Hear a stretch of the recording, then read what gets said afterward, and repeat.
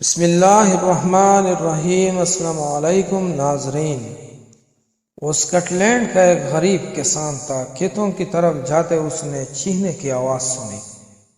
آواز کی سمت جا کر دیکھا کہ ایک بچہ دلدل کے ایک جوہر میں ڈوب رہا ہے۔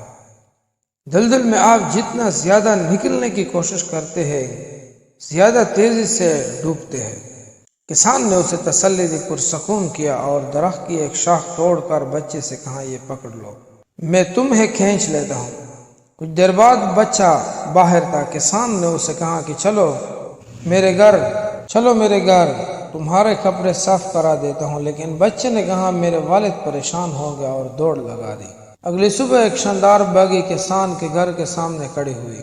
ایک روبدار شخص بھیگی سے نکلے اور کسان کا شکریہ ادا کرنے کے بعد کہا، میں آپ کو کیا صلہ دوں، کیونکہ آپ نے میرے بیٹے کی جان بچائی ہے۔ غریب کسان نے کہا، شکریہ جناب، لیکن میری جگہ کوئی بھی ہوتا تو یہی کرتا، مجھے کسی صلے کی طلب نہیں۔ بہت اصرار کے بعد جب کسان نے کچھ قبول نہ کیا تو جاتے جاتے اس رئیس کی نظر کسان کے بیٹے پر پڑی۔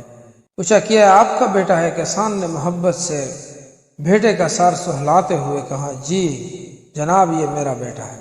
رئیس نے کہا، ایک کام کرتے، میں اسے اپنے ساتھ لندن لے جاتا ہوں، اسے پڑھاتا ہوں۔ بیٹے کی محبت میں اس پیشکش پر کسان راضی ہو گیا۔ اس کا بیٹا لندن چلا گیا، پڑھنے لگا اور اتنا پڑھا کہ آج دنیا اسے الیگزینڈر فلیمنگ کے نام سے جانتی ہے۔ وہ فلیمنگ جس نے پینسلین ایجاد کی، اور پینسلین جس نے کروڑوں لاکھوں کی تعداد میں زندگی بچائی۔ وہ رئیس جن کے بیٹے کو کسان نے دلدل سے نکالا تھا، وہی بیٹا جنگ عظیم سے پہلے ایک بار پھر اسپتال میں زندگی اور موت کی کشمکش میں تھا، اور اسی فلیمنگ کی پینسلین سے اس کی جان بچائی گئی۔ وہ رئیس روڈالف چرچل تھے اور ان کا بیٹا ونسٹن چرچل تھا۔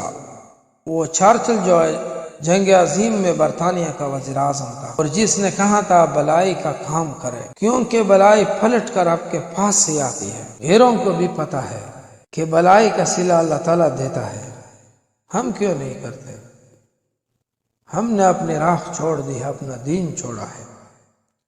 سب دوستوں سے گزارش ہے کہ دین کو مضبوطی سے پکڑو، اس میں سب کچھ ہے۔